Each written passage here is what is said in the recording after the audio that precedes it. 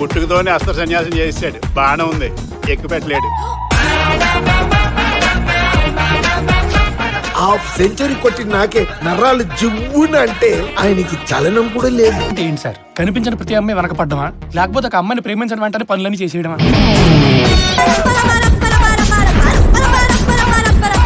Cinema మొత్తం చూడకుండా Twitter లో రివ్యూ చెప్పినట్టు చెప్పేస్తే ఎలా సార్? ఇప్పుడు అదే కదరా ట్రెండ్. టైటిల్ పడగానే రేటింగ్ పడిపోవాలరా. ఈ లోకంలో మళ్ళీ రాముడు పుట్టినా చేతగాని వాళ్ళగానే చూస్తారు. అంత మాత్రాన రాముడు దేవుడు కాకుండా పోతాడు మావయ్య. రాధ చాలా మంచోడు నాన్న.